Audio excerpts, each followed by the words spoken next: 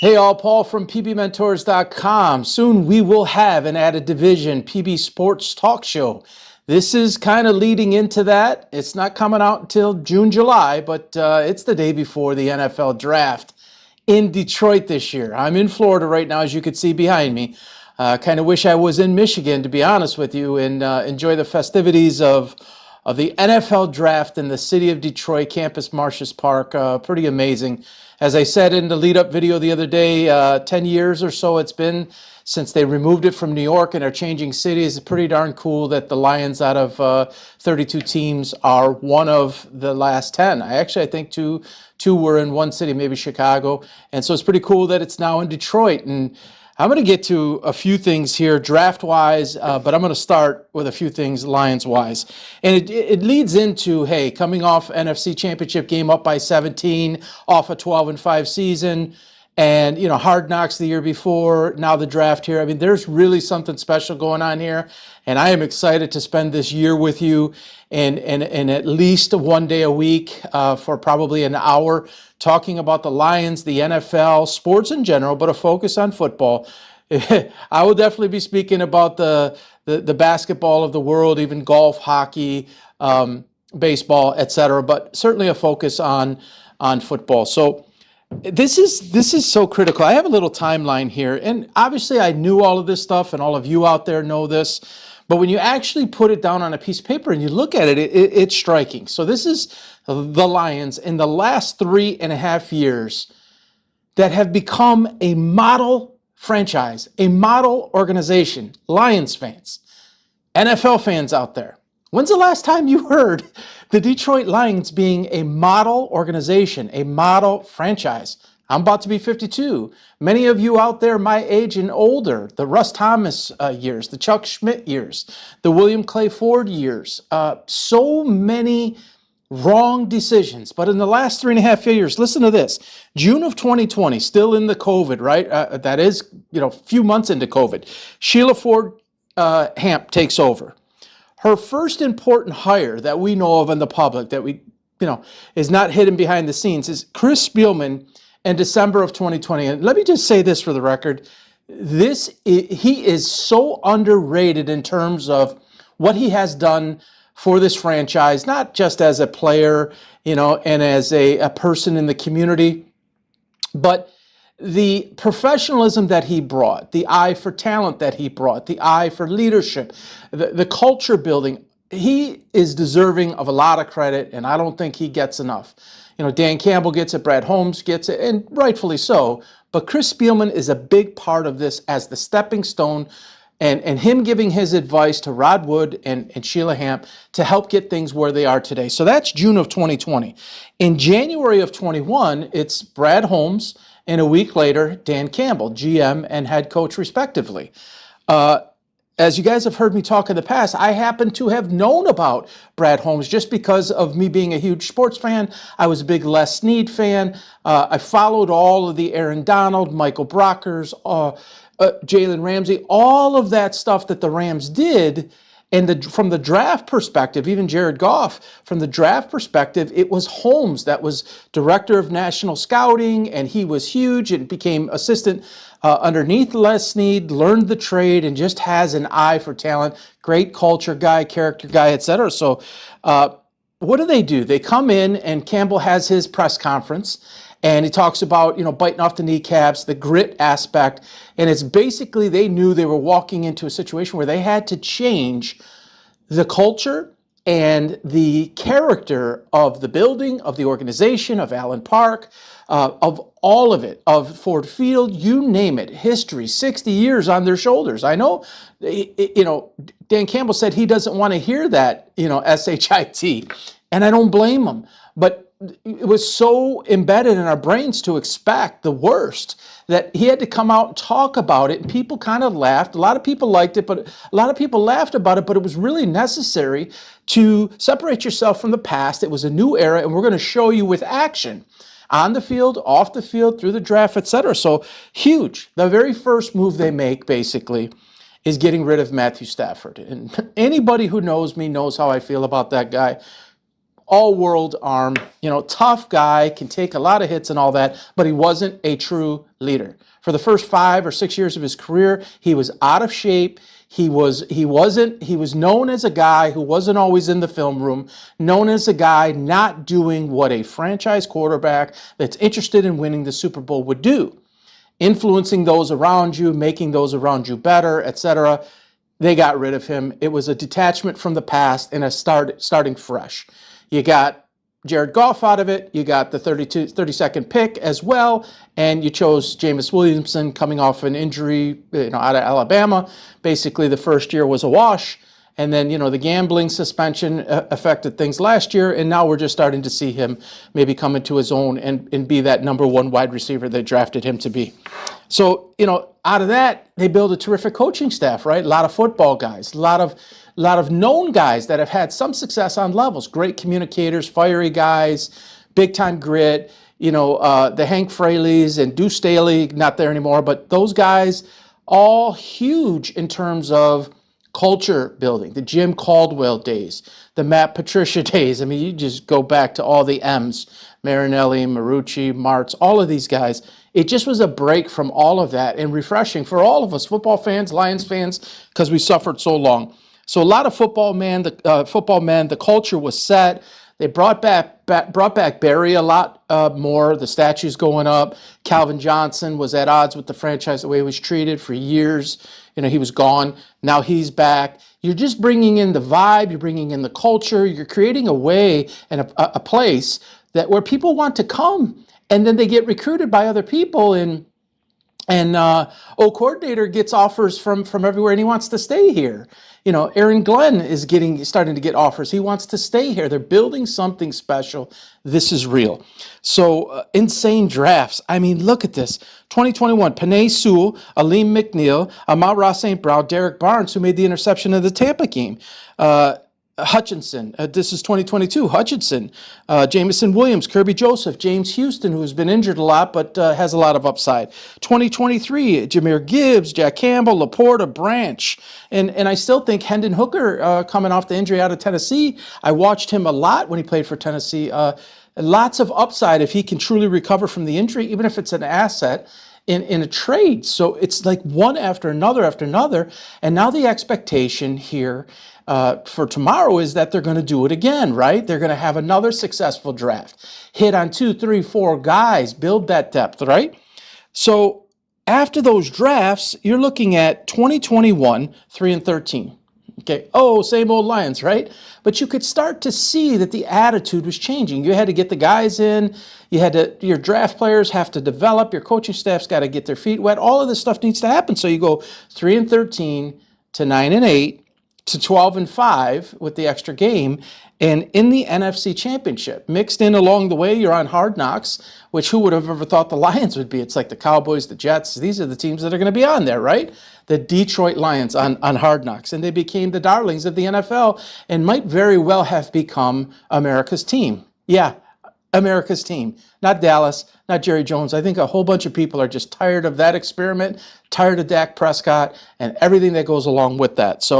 And now the NFL draft tomorrow. So what's left, right? You got to the NFC championship game. You're in San Francisco. You're up 17 at half. You end up falling short. You give up that lead. You're one step away from the Super Bowl. So there's basically just two things actually left to do, 3 things, is get past the NFC championship game, get into the Super Bowl, win the Super Bowl, and then sustain and be a player for the Super Bowl repetitively, year in and year out, be there. And I think what you're going to see, I think what we are seeing is although I'm not a big Lamar Jackson fan, the way the Baltimore Ravens reload, they're relevant every year, basically an automatic playoff team, basically an automatic or an almost automatic division winner, and they just reload. And I'll be honest, I still don't think Lamar Jackson is the answer. He's got crazy talent, but I still think that they're a quarterback away, a more traditional type quarterback, and they don't grow on trees, right? But even a significant game manager that can sit back and make the passes that they need at the right times and not just rely so much on legs. I think that gets them there. But I think you're going to see the Lions be one of those teams repetitively. San Francisco 49ers is another one. Year in, year out. You're seeing the Houston Texans do it now, too. They're on the first leg of this, having a successful season last year, building it around C.J. Stroud and D'Amico Ryans, and they got a lot of things going on there. Great GM in the box, and just tons and tons of things going on. So I think the Lions are on their way. I think they're in competition again this year. We'll get to a lot more of that, in the weeks or months ahead when we get the show going full. So let's just turn the focus into the draft tomorrow. Before I get to the Lions, I'm going to make a couple predictions here, and you guys can time date this and stamp this and come back and hit me hard if I end up being wrong on this. Let's start with the quarterbacks, right? The most important position on the field. Most every mock draft has Caleb Williams going number 1. All right. I do not think, although the Bears are loaded, I do not think Caleb Williams is going to end up being the best quarterback in this draft. Not in a year, not this year, not in a year, 2 years, 5 years. I just don't think. There's something about him mentally, and maturity-wise, leadership-wise. There's a problem there that really worked at the college level, okay, and doesn't totally translate, I don't think, to the NFL. But he was allowed to get away with it. But if you really watched closely with that Lincoln Riley offense, with all the talent that he had around him, when things went a little bit south and adversity hit, he fell with it. And his performance of these 6 touchdowns and 4 touchdowns and all this type of stuff, 380, 420 yards, a lot of it was a porous defense. Matthew Stafford yards against prevent defenses, coming from behind, things like that. I think there's a lot of pad there. You get to the NFL, it's a whole different ballgame. So I do not think he's going to be the best quarterback of the draft. Drake May, I also have serious questions about. And if he goes to New England, that's a problem. They just don't have weapons to put him around. I think he's development away. The 2 best quarterbacks in this draft, and I think they're basically, like a 1A and a 1B. I think Jaden Daniels is going to be absolutely terrific. I think he's the full package. I think he's a warrior. I think he's a fighter. I think he's disciplined. He has a great arm. He has tremendous touch with the ball. He's a great long thrower of the ball. Obviously, he had a loaded talent there at LSU, Brian Kelly's system, but I think he translates well. I'm going to, some of the people have heard me give Michigan a lot of heat in the back in the past. J.J. McCarthy is shaping up to maybe be the best quarterback of this draft. I think he was underutilized at Michigan, to be honest with you, and I think there was a lot that we didn't get a chance to see him do because there was only so much needed based on system, based on the defense they had, and situationally. A tremendous arm, nimble, mobile, able to get out of trouble. Looks like he reads the field well, can get through his first progression, second progression, third progression, uses the tight end well, very important at the NFL level. Has pretty good touch on the long ball, although Michigan wasn't really structured like an Ohio State with Harrison or Malik Neighbors and his cohort over there in LSU where they're deep. We didn't get a chance to see McCarthy do that. Now, a big part of McCarthy is where's he going to go, all right? This mock that I'm looking at here has him going 5 to the Giants. There's not a lot there.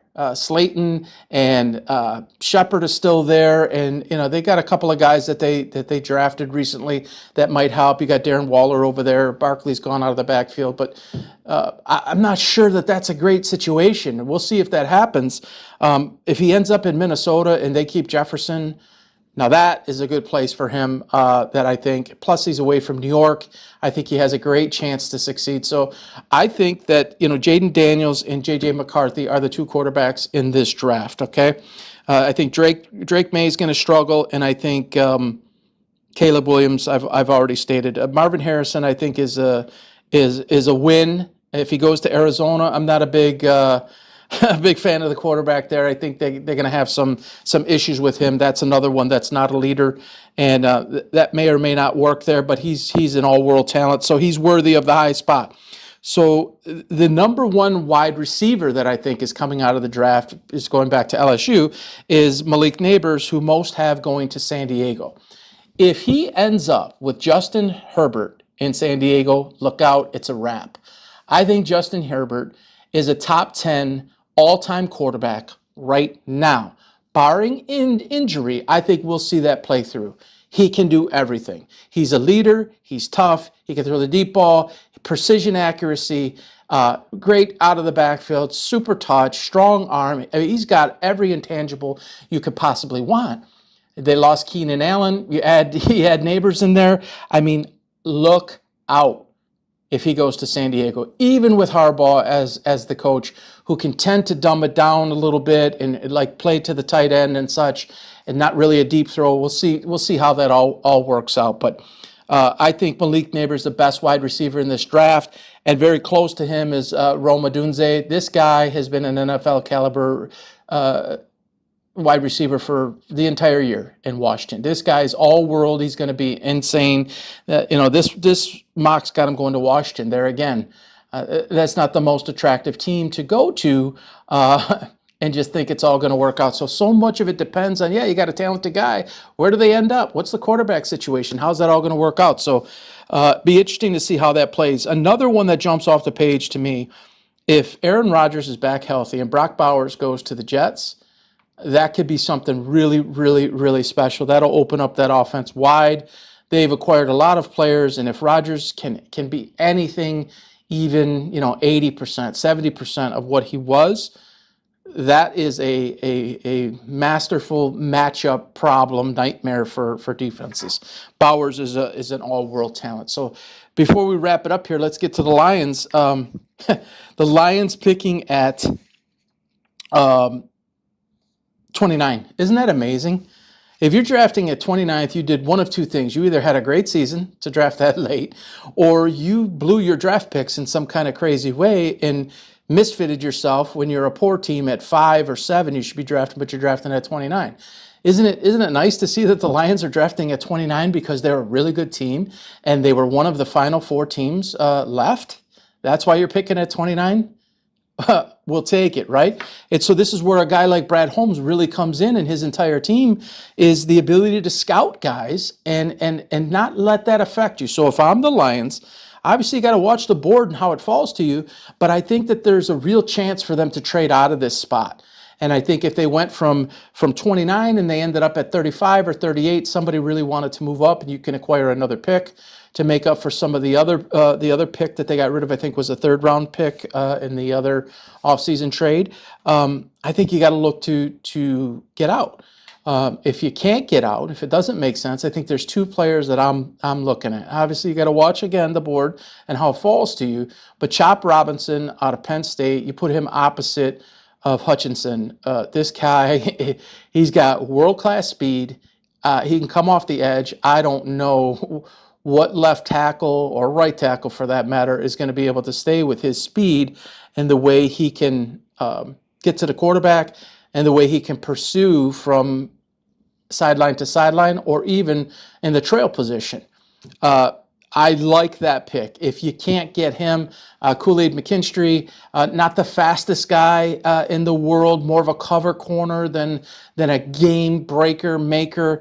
Of course, you got Robertson and Carlton Davis that you've added to the mix. I don't think you can ever have enough corners. It's been historically a problem for the Lions. Basically, Darius Slay, I never viewed him as all anything, to be honest, but a big mouth.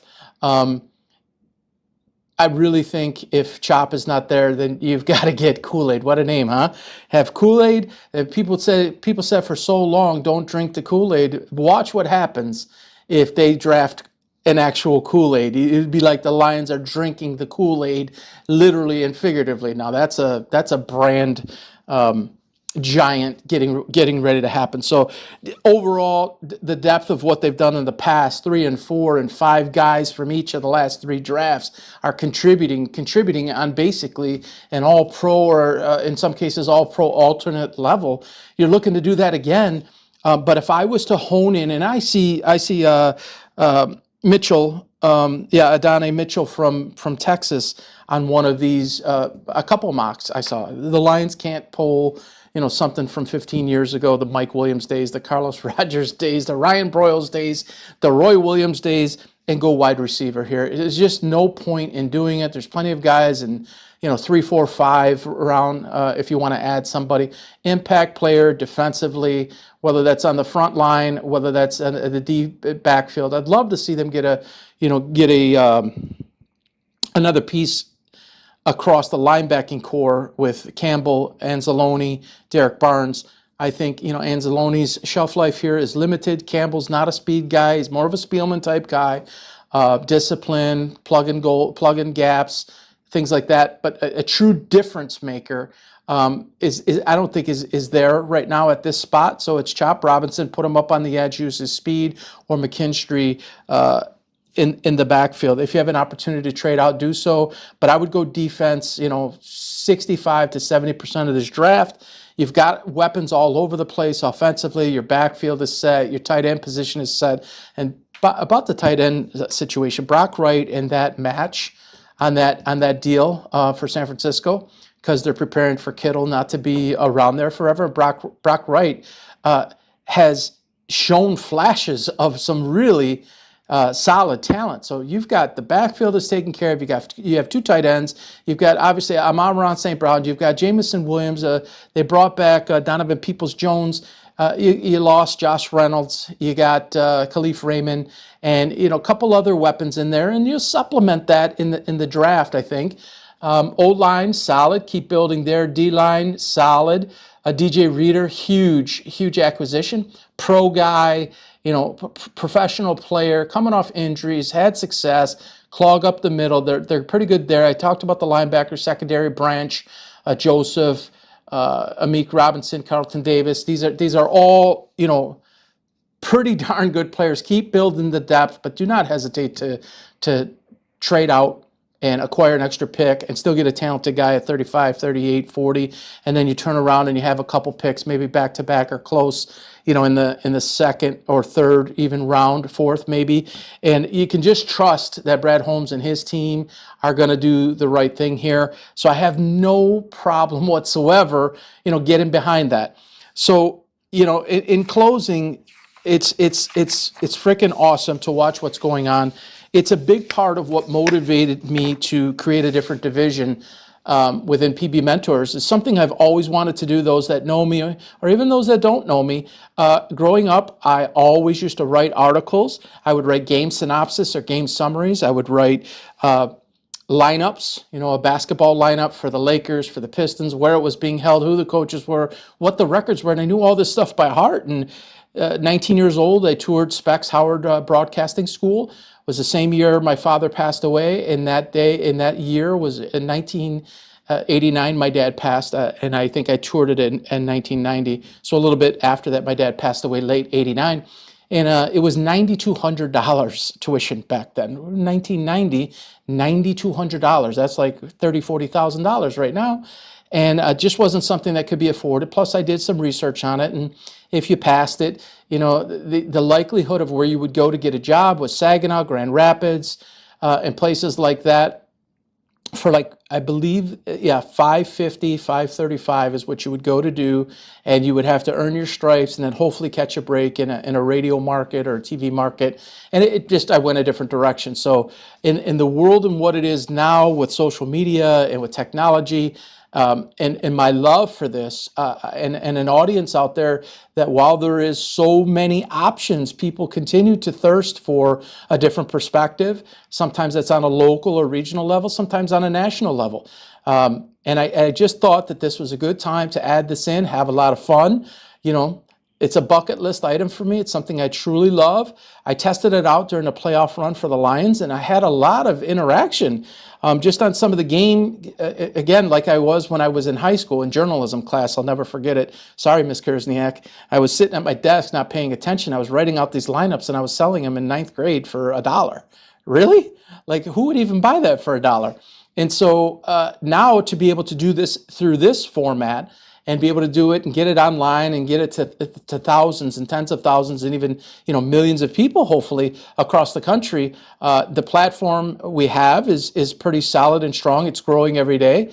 I've got a tremendous team with me, graphics-wise, technology, social media, etc. This was just an add-on thing that could really open up something to a new audience for us and cross-market into a number of different ways and things that we're doing. So super, super excited about this. We're going to involve other people. It's not going to always be me standing behind a camera like this. I mentioned it 2-3 weeks ago that we were going to have rotating co-hosts, or we were going to attempt to do that week to week and have some people that had something to say about football specifically, the Lions specifically. One high school buddy who played football, at Warrenwoods Tower, my high school, and has his son playing now. I mean, he reached out right away. He's like, I'll be there, I'm in, and I'll bring somebody with me. And I've had some other people, kind of thinking through the idea. So we're excited. I'm excited about this. This is super fun. I got our team ready. We're working on some things. You'll see the page go live here in the not too distant future. I'll probably do a wrap next week, a post-draft wrap, kind of give my opinion on what the Lions actually did versus what we talked about today. Again, super excited. Love your support. A lot of you have reached out to me, just this week alone, people reached out to me, said, loving your messages, your posts. Thank you. I appreciate that. I look forward to hopefully impacting some more of you on all of the things that we're doing with PB Mentors, on all the things we do with the senior companies, and what we end up doing here with the PB Sports Talk Show. Super, super excited about that. pbmentors.com is where you can find me for mindset advice, coaching, entrepreneurial business, motivation, etc. You find me there for that. You will see the page. There'll be links right through the pbsportstalk.com.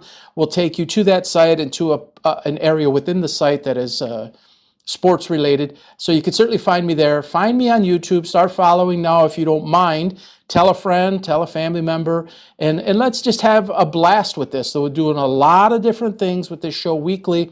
We'll probably have a fantasy segment. We'll definitely have a pick segment. We'll do some engaging where people can call in and give their opinion and speak openly about it. I liked Mike Valenti for a long time, but the show became all about him. This is not all about me. This is about you, the people. This is about fans just like me, younger, my age, older than me, that have been through more futility with the Lions than I. So look forward to making this all about you. Love your participation. So go ahead and find us on YouTube at PB Mentors, or pbmentors.com. The website is where you'll also see links to the sports talk show. So go Lions. NFL, glad to have it. Like baseball and all, like the basketball playoffs, hockey playoffs, all that. But I'm a football guy, even though I coached basketball for 9 years. Football is where it's at. Nationally, the most popular sport, America's game, if you ask me. And looking forward to having a blast. So thank you all. Go Lions. Have a successful draft. We'll talk to you next week. Take care now. Bye-bye, everybody.